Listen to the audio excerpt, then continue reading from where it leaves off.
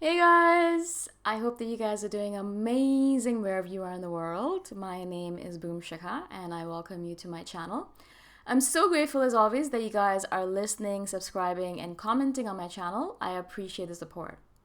If you guys are interested in supporting me further, you can obviously do that by subscribing or going to my Patreon site, which is linked below in the description, and giving me $1 a month or $5 a month, whatever you prefer.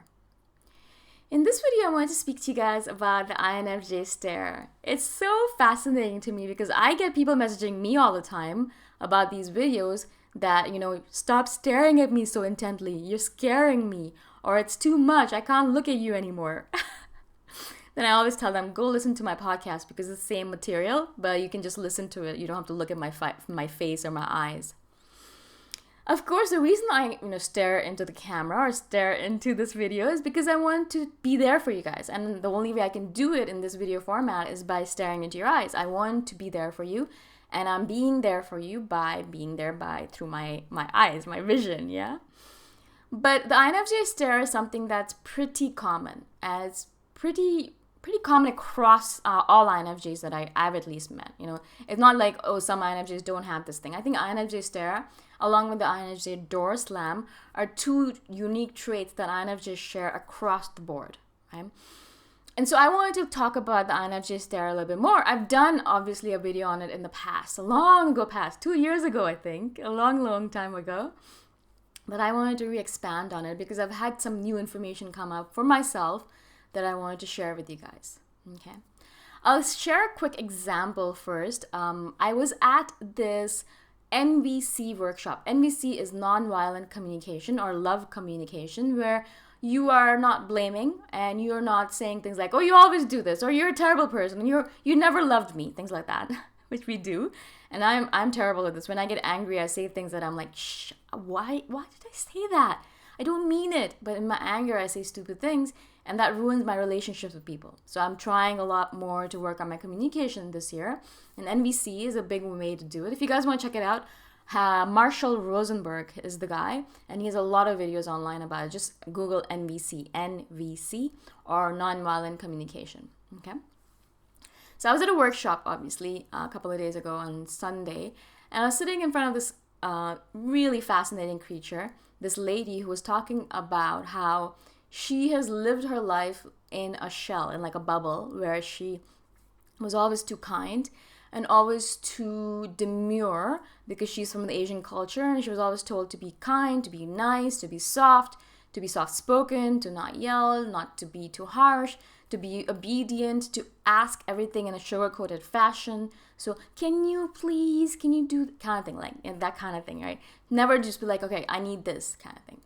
Now, in her 30s, all of a sudden, she's like, okay, this is enough. And she wants to become more. She wants to become more powerful. She wants to become a kind of person who says things outright or asks for things outright. Can we meet up today? Can we meet up at this time today? Not being like, oh, do you think we could maybe? So, she was saying all these things in front of me. And as I was sitting there, I could notice my face was getting more and more intense towards her. She was sitting right in front of me, so it was perfect. And I was staring at her, and my eyes started getting very intense. I could notice myself getting into that state. Now I can. Previously, I would get into that state without knowing that I'm doing it. Now I kind of catch myself because I notice myself doing it, and I notice people getting scared or intimidated or afraid, obviously, someone's staring at them so intently.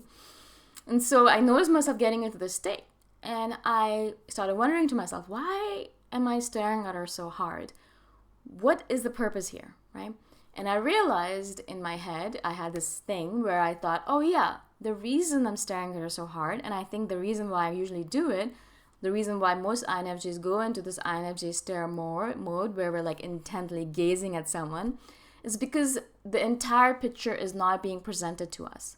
We are sitting there and this person's speaking, but they are not lying necessarily, but they are not presenting the full picture. They're saying things and they're saying words and they're talking and we're listening, but something is missing. Something is off. Something needs to be said but is not being said, right? And so that's what I've noticed for myself, at least. And I wanted to share this with you guys because I thought it was a good epiphany to have. And this is something that I'm going to notice next time around as well, so that I know, okay, cool. So my intuition is kind of piping up in a way and saying, all right, this person's talking and talking and talking a lot, but there's something missing. There is something that they're not telling you, and that's the reason why your stare as suddenly has been activated, right? It's like the laser gun has been activated. All of a sudden, the laser, like our laser eyes are being activated, and it's telling us there's something missing here.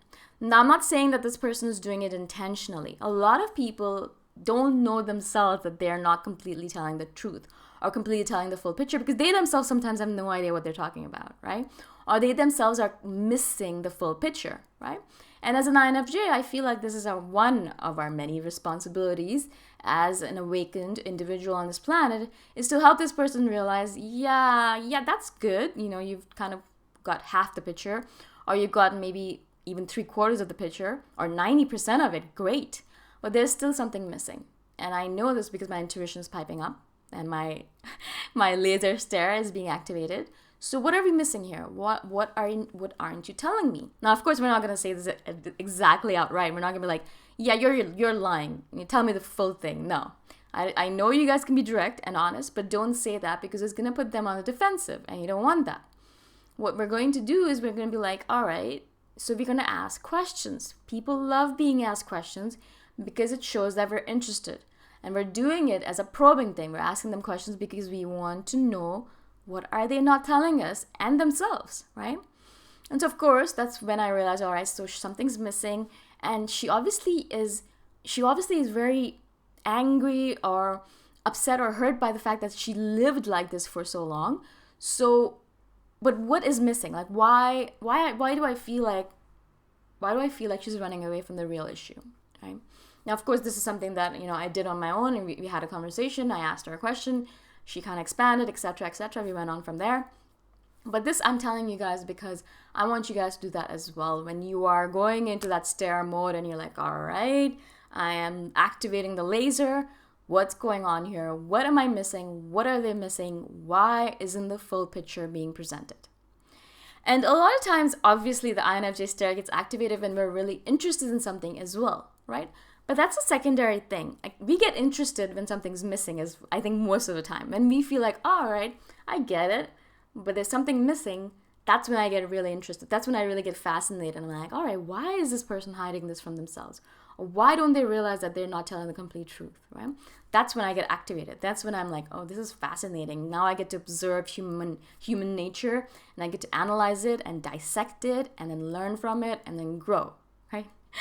It sounds like I'm a mad scientist here, but really, I think that's how we do it. We are mad scientists. You can see the glow in my eyes right now because I just love this stuff. I love learning more about people, and the only way you do it is through conversations, because in conversations, they reveal themselves to you, and they reveal that they don't know the full picture, and then you get activated.